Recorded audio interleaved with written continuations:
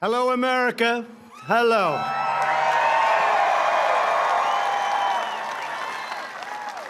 The First Lady and I wish each and every one of you a happy Independence Day on this truly historic 4th of July.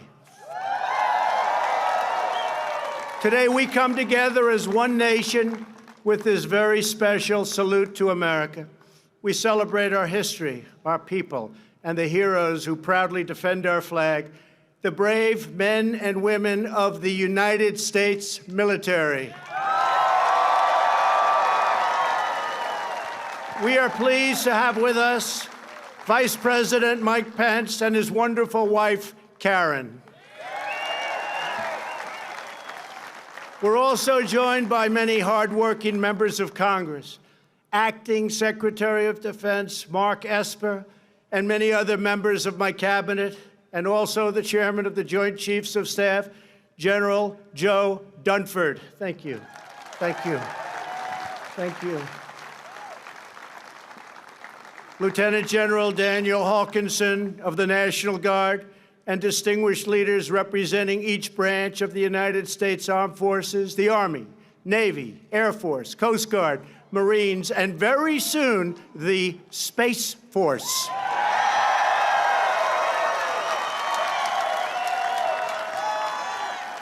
As we gather this evening, in the joy of freedom, we remember that all share a truly extraordinary heritage. Together, we are part of one of the greatest stories ever told, the story of America. It is the epic tale of a great nation whose people have risked everything for what they know is right and what they know is true. It is the chronicle of brave citizens who never give up on the dream of a better and brighter future. And it is the saga of 13 separate colonies that united to form the most just and virtuous republic ever conceived. On this day, 243 years ago, our founding fathers pledged their lives, their fortunes, and their sacred honor to declare independence and defend our God-given rights.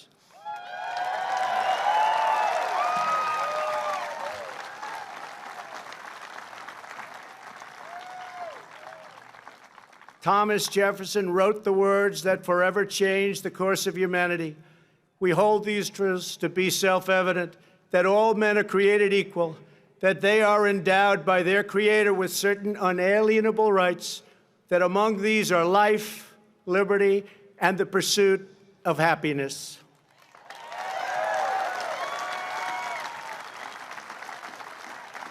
With a single sheet of parchment and 56 signatures, America began the greatest political journey in human history.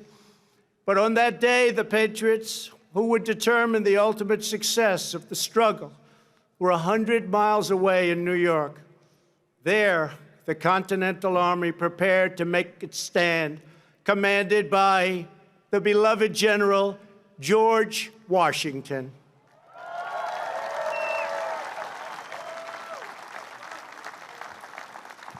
As the delegates debated the Declaration in Philadelphia, Washington's army watched from Manhattan as a massive British invading fleet loomed dangerously across New York Harbor. The British had come to crush the revolution in its infancy. Washington's message to his troops laid bare the stakes. He wrote, "The fate of unborn millions will now depend under God on the courage and conduct of this army. We have therefore to resolve to conquer or die."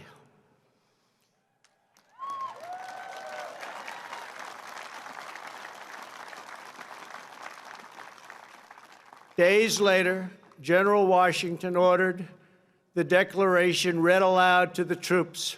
The assembled soldiers just joined an excited crowd running down Broadway.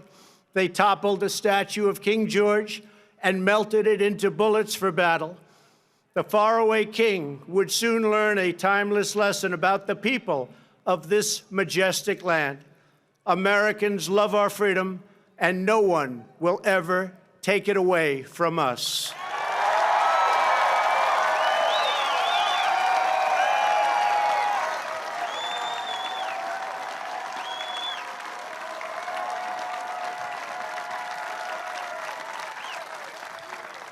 That same American spirit that emboldened our founders has kept us strong throughout our history.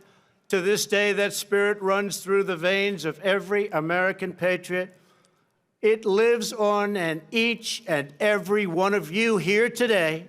It is the spirit, daring and defiance, excellence and adventure, courage and confidence, loyalty and love that built this country into the most exceptional nation in the history of the world, and our nation is stronger today than it ever was before. It is its strongest now.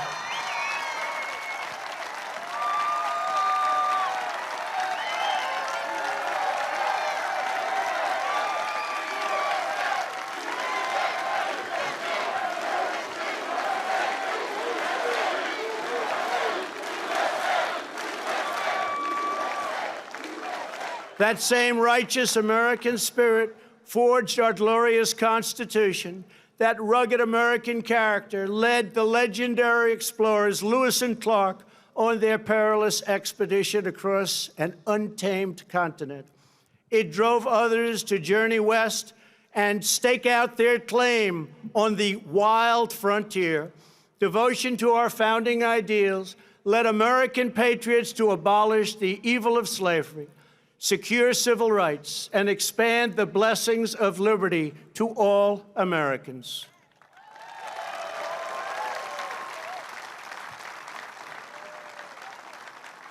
This is the noble purpose that inspired Abraham Lincoln to rededicate our nation to a new birth of freedom and to resolve that we will always have a government of, by, and for the people.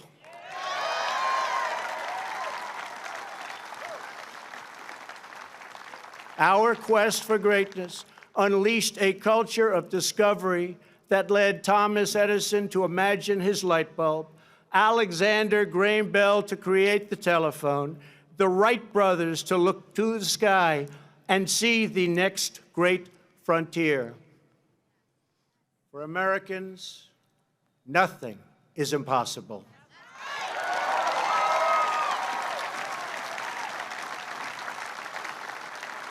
Exactly 50 years ago this month, the world watched in awe as Apollo 11 astronauts launched into space with a wake of fire and nerves of steel and planted our great American flag on the face of the moon. Half a century later, we are thrilled to have here tonight the famed NASA flight director who led mission control during that historic endeavor, the renowned Gene Kranz.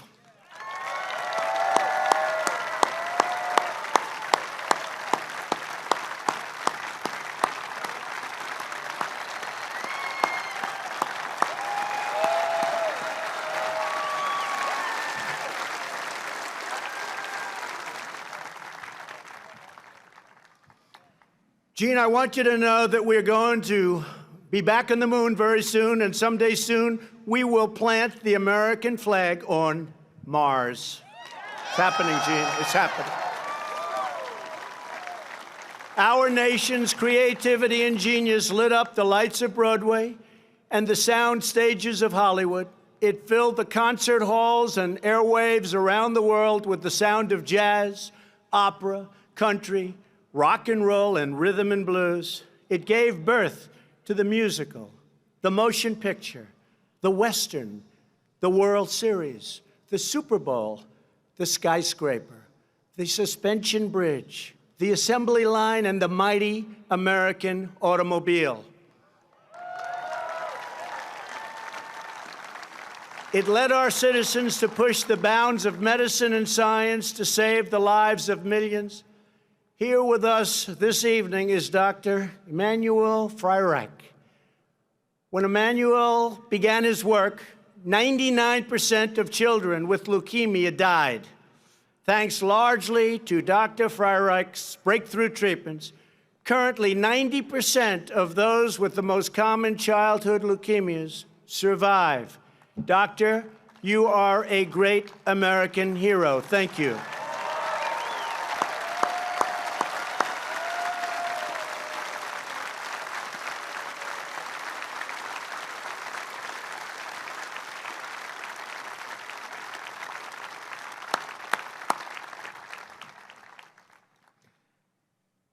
Americans always take care of each other. That love and unity held together the first Pilgrims.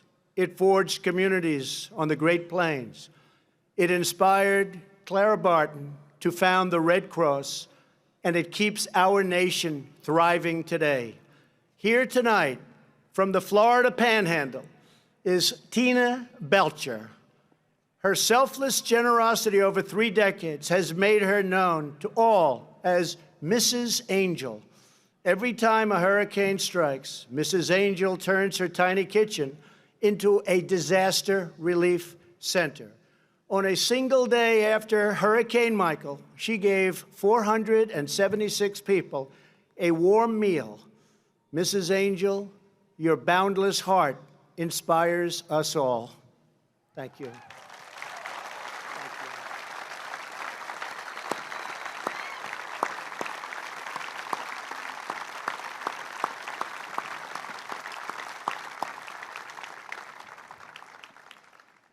Thank you very much. From our earliest days, Americans of faith have uplifted our nation. This evening, we are joined by Sister Deirdre Byrne.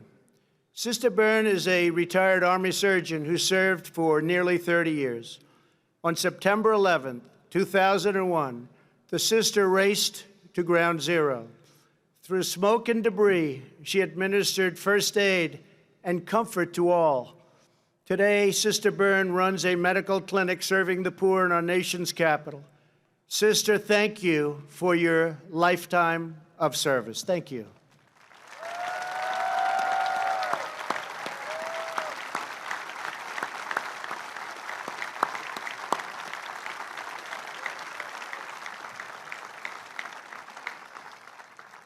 Our nation has always honored the heroes who serve our communities. The firefighters, first responders, police, sheriffs, ICE, Border Patrol, and all of the brave men and women of law enforcement. On this July 4th, we pay special tribute to the military service members who laid down their lives for our nation. We are deeply moved to be in the presence this evening of Gold Star families whose loved ones made the supreme sacrifice. Thank you. Thank you.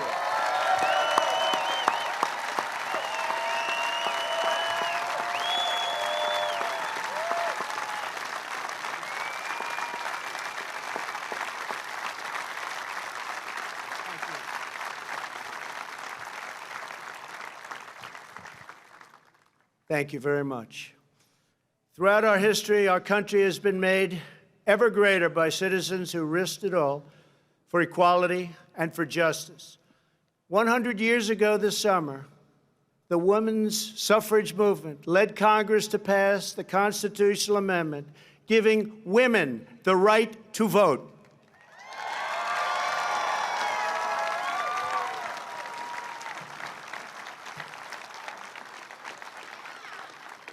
In 1960, a thirst for justice led African-American students to sit down at the Woolworth lunch counter in Greensboro, North Carolina. It was one of the very first civil rights sit-ins, and it started a movement all across our nation. Florence Henderson was 18 years old when he took his place in history. Almost 6 decades later, he is here tonight in a seat of honor. Clarence, thank you for making this country a much better place for all Americans.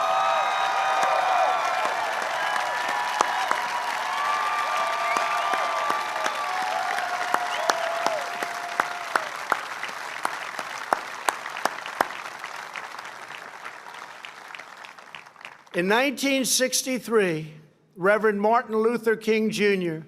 stood here on these very steps and called on our nation to live out the true meaning of its creed and let freedom ring for every citizen all across our land. America's fearless resolve has inspired heroes who defined our national character, from George Washington, John Adams, and Betsy Ross to Douglas, Frederick Douglass, the great Frederick Douglass, Harriet Tubman, Amelia Earhart, Douglas MacArthur, Dwight Eisenhower, Jackie Robinson, and, of course, John Glenn. It has willed our warriors up mountains and across minefields. It has liberated continents, split the atom, and brought tyrants and empires to their knees. Here with us this evening is Earl Morse. After retiring from the Air Force, Earl worked at a VA hospital in Ohio. Earl found that many World War II veterans could not afford to visit their memorial on the National Mall. So Earl began the very first honor flights that have now brought over 200,000 World War II heroes to visit America's monument. Earl, thank you. We salute you. Thank you.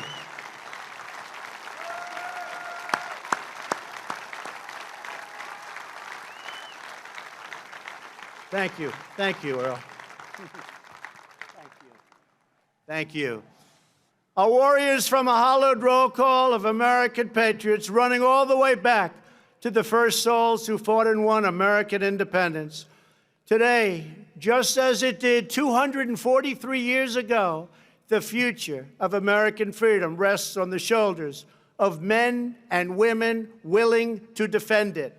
We are proudly joined tonight by heroes from each branch of the U.S. Armed Forces, including 3 recipients of the Congressional Medal of Honor. Thank you.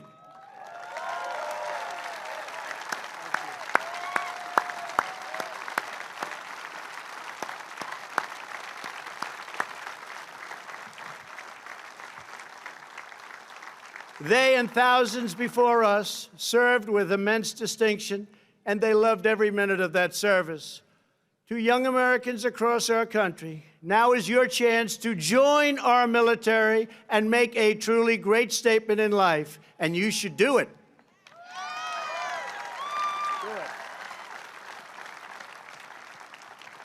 We will now begin our celebration of the United States Armed Forces, honoring each branch's unique culture, rich history, service song, and distinct legacy. I invite Acting Secretary, please, Mark Esper, Secretary of Defense, and Chairman Dunford, head of the Joint Chiefs of Staff, please join me.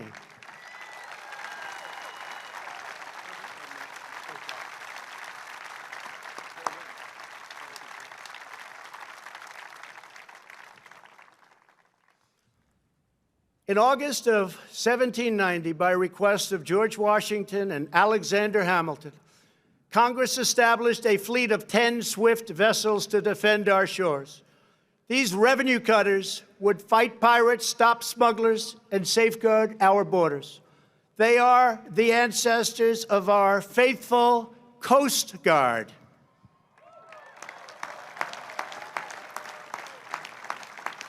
When our ships were seized and sailors kidnapped by foreign powers in 1812, it was a revenue cutter, the swift schooner Thomas Jefferson, that swept in to capture the first British vessel of the war.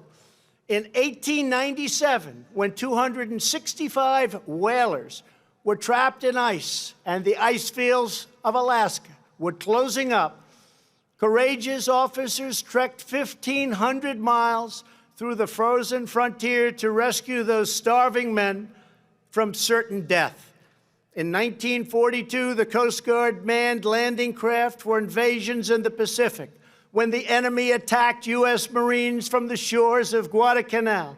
Coast Guard Signalman First Class Douglas Munro used his own boat to shield his comrades from pounding gunfire.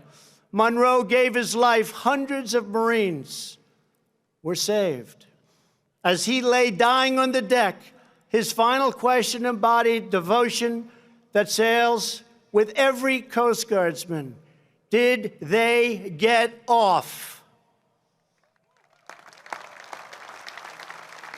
On D-Day, the Coast Guard's famous Matchbox fleet served valiantly through every hour of the greatest amphibious invasion in the history of our country. One coxswain said the water boiled with bullets like a mud puddle in hailstorm, but still the Coast Guard braved death to put our boys on Utah and Omaha beaches.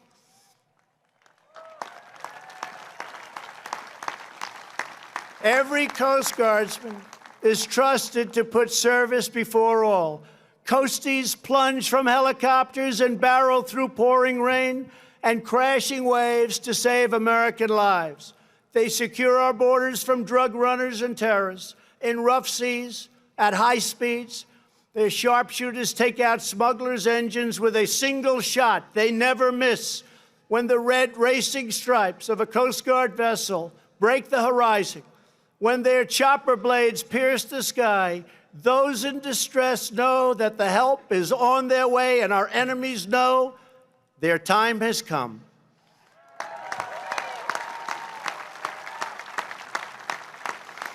These guardians of our waters stand semper paratus. They are always ready. They are the United States Coast Guard. Representing the Coast Guard today, you will soon see an HH-60 Jayhawk helicopter based at Coast Guard Air Station Clearwater, along with an HH-65 Dolphin from Air Station Atlantic City and an HC-144 Ocean Sentry from Air Station Miami.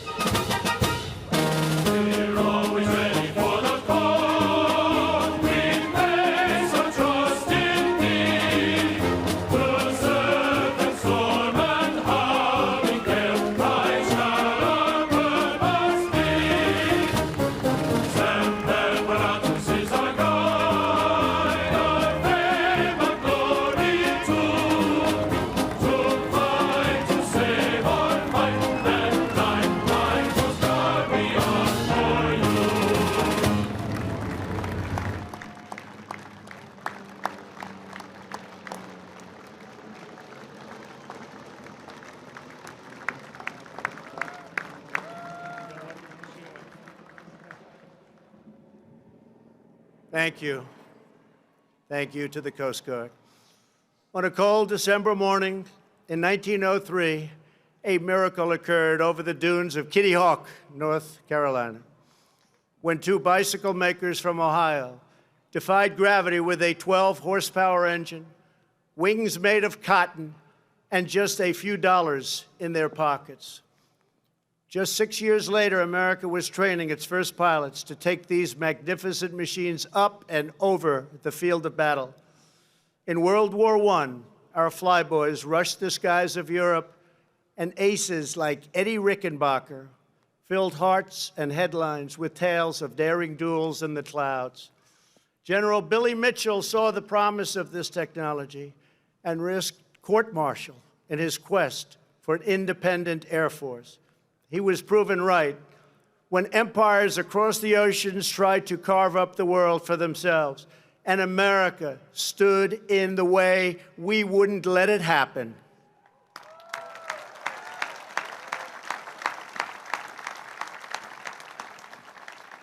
After Pearl Harbor, Lieutenant Colonel James Doolittle and his raiders flew B-25 bombers off a carrier deck in the deep Pacific in a daring feat of American resolve.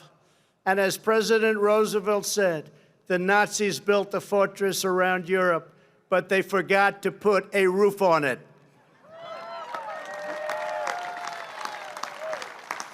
So we crushed them all from the air.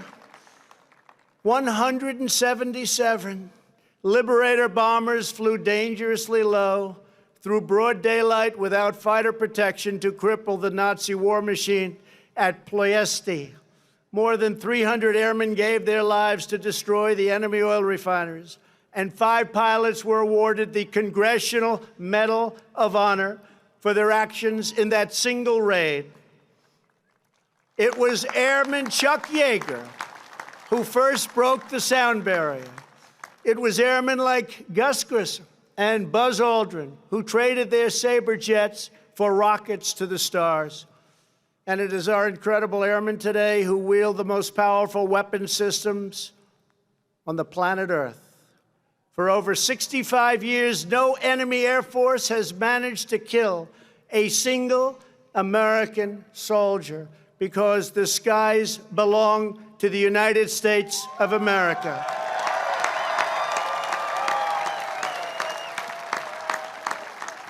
No enemy has attacked our people without being met by a roar of thunder and the awesome might of those who bid farewell to earth and soar into the wild blue yonder. They are the United States Air Force. Representing the Air Force, you will soon see beautiful, brand new F-22 Raptors from Langley Air Force Base in Virginia, and one magnificent B-2 stealth bomber from Whiteman Air Force Base in Missouri.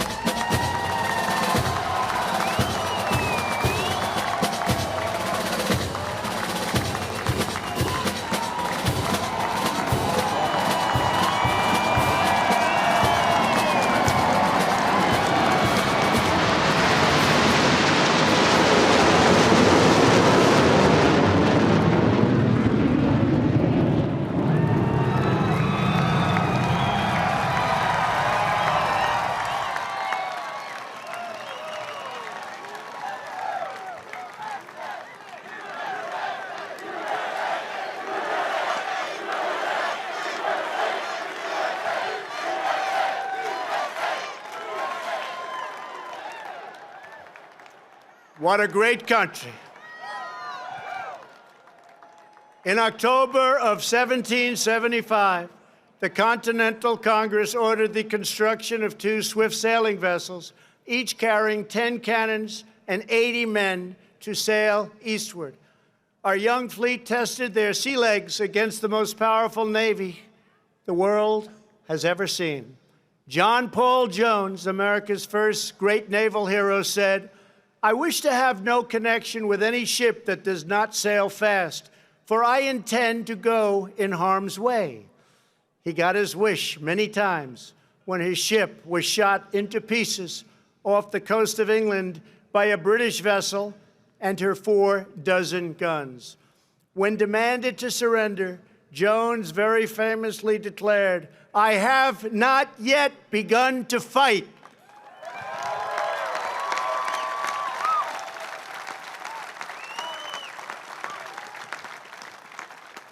When our Navy begins fighting, they finish the job. The War of 1812, Captain James Lawrence fell with his brothers on the USS Chesapeake. His dying command gained immortality. Don't give up the ship. In the Battle of Mobile Bay, Admiral David Farragut lashed himself to the rigging of his flagship to see beyond the cannon smoke, crying, "Damn the torpedoes, full speed ahead." In World War II, it was aviators launched from the carrier Enterprise, Hornet, Yorktown, who filled the skies of Midway and turned the tide of the Pacific War. Nobody could beat us. Nobody could come close. On D-Day, CB engineers came ashore to destroy blockades and barriers, making way for the invasion. Many lost their lives, but they took the German defenses with them, and our men crushed upon the beaches like a mighty storm. From the naval demolition units of World War II arose a force that became famous in the Mekong Delta. They don't want to see our force again. The very best of the very best, the Navy SEALs.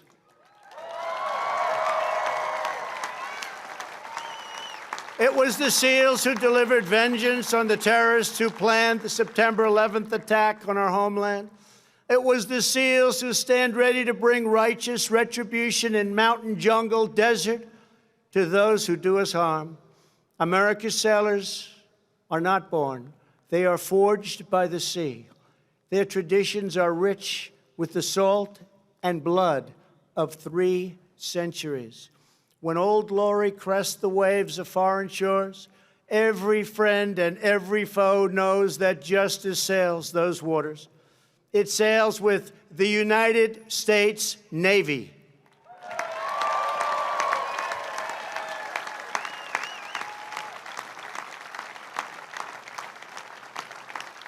Representing our great Navy today will be 2 F-18 Super Hornets from Naval Air Station Oceana in Virginia, along with 2 F-35 Lightnings from Naval Air Station Lemoore in California.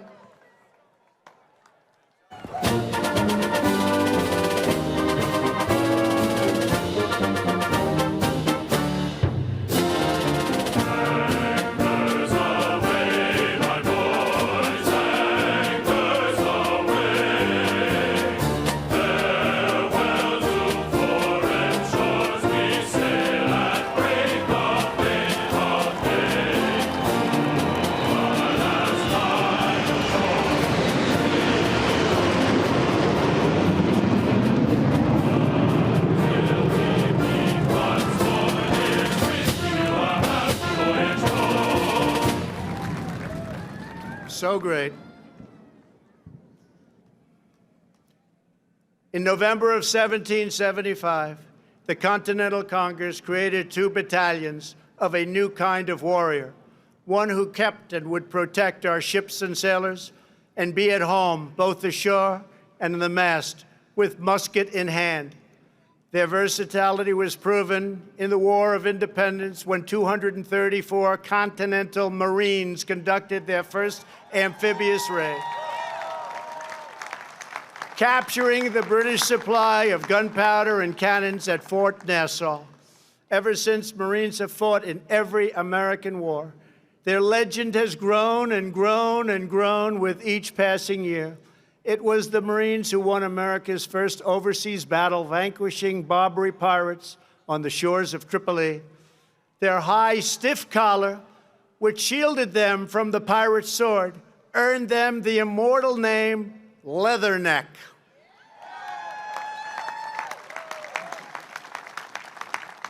It was the Marines who, after 2 long days of battle, marched through the halls of Montezuma.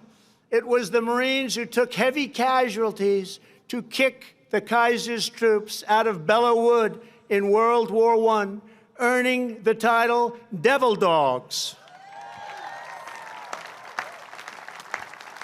And it was the Marines who raised the flag on the black sands of Iwo Jima.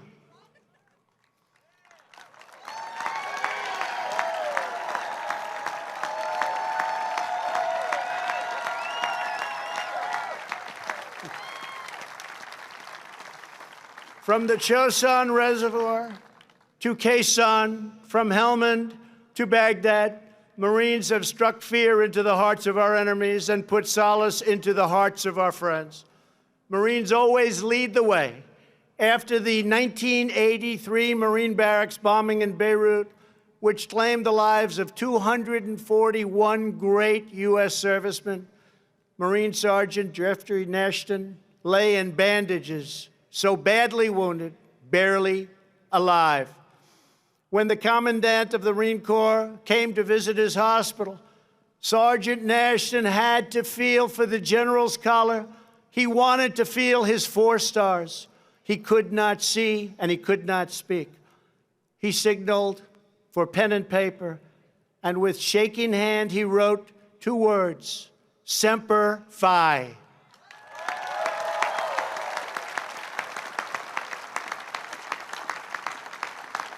That motto, Semper Fidelis, always faithful, burns in the soul of every Marine, a sacred promise the Corps has kept since the birth of our country. They are the elite masters of air and land and sea on battlefields all across the globe. They are the United States Marines.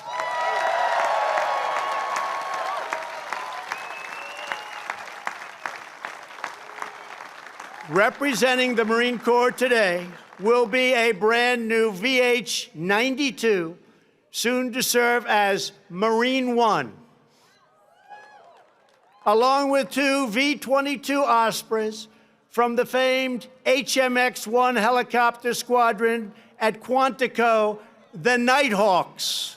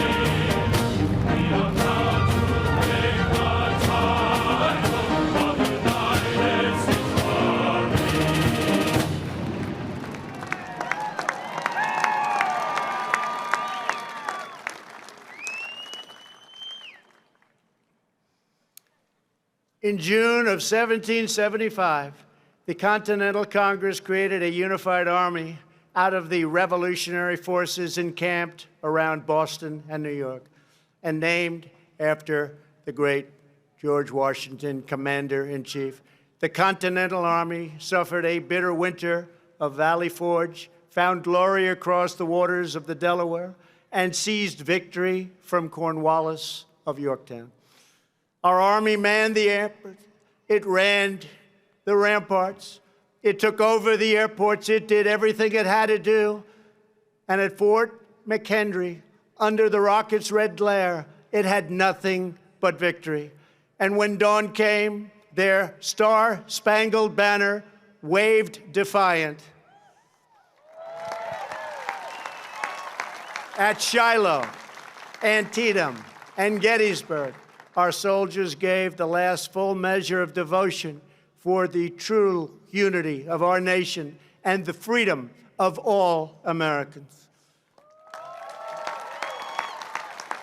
In the trenches of World War I, an Army sergeant named Alvin York faced an inferno of enemy fire and refused to retreat. He said, "I won't leave, I won't stop." He shot his rifle 18 times, killing 18 of the enemy. When they fixed bayonets and charged, he killed 7 more. The entire German machine gun battalion surrendered because of one man, Alvin York. A generation later, the Army returned to Europe and embarked upon a great crusade with knives and rifles in hand. The Rangers scaled the cliffs of Normandy. The 101st Airborne leapt into the danger from above, illuminated only by enemy flares, explosions, and burning aircraft. They threw back the Nazi Empire with lightning of their own from the turrets of Sherman tanks and the barrels of the M1 rifle. In the darkness of the Battle of the Bulge, with Nazis on every side, one soldier is reported to have said, "They've got us surrounded again, the poor bastards."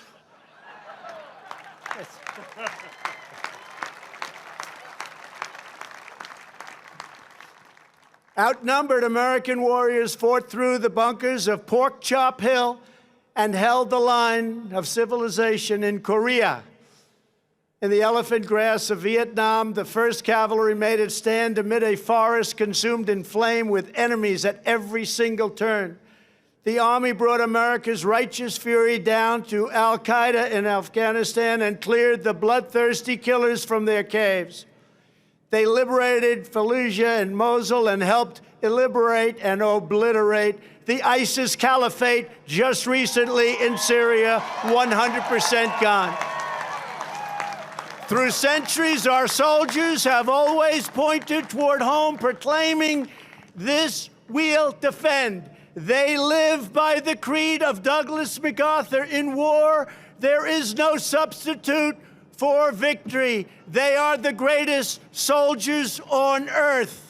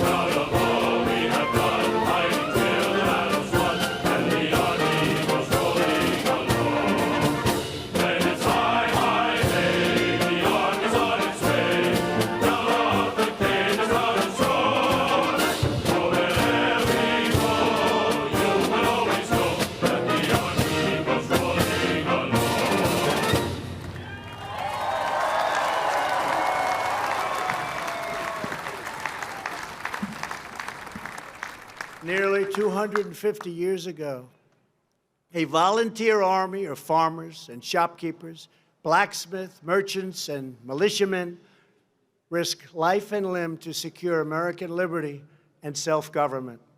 This evening, we have witnessed the noble might of the warriors who continue that legacy. They guard our birthright with vigilance and fierce devotion to the flag and to our great country. Now we must go forward as a nation with that same unity of purpose. As long as we stay true to our cause, as long as we remember our great history, as long as we never, ever stop fighting for a better future, then there will be nothing that America cannot do.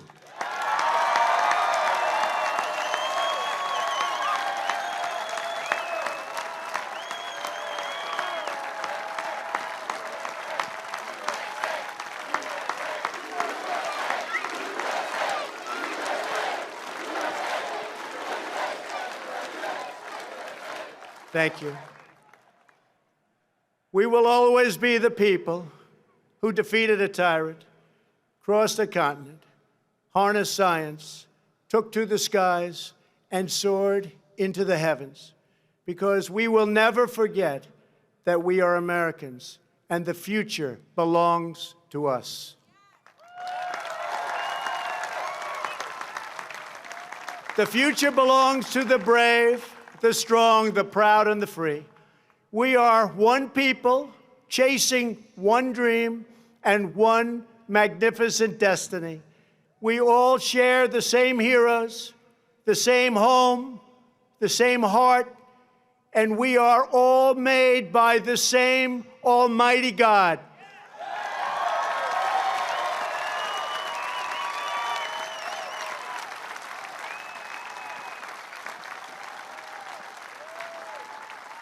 From the banks of the Chesapeake to the cliffs of California, from the humming shores of the Great Lakes to the sand dunes of the Carolinas, from the fields of the heartland to the Everglades of Florida, the spirit of American independence will never fade, never fail, but will reign forever and ever and ever. So once more, to every citizen throughout our land, have a glorious Independence Day. Have a great 4th of July. I want to thank the Army Band, the National Park Service, the Interior Department, the incredible pilots overhead, and those who are making possible the amazing fireworks display later this evening. Now, as the band plays the Battle Hymn of the Republic, I invite the First Lady, Vice President and Mrs. Pence, the service secretaries and military leaders to join me on stage for one more salute to America by the famous, incredible, talented Blue Angels. God bless you, God bless the military, and God bless America. Happy 4th of July.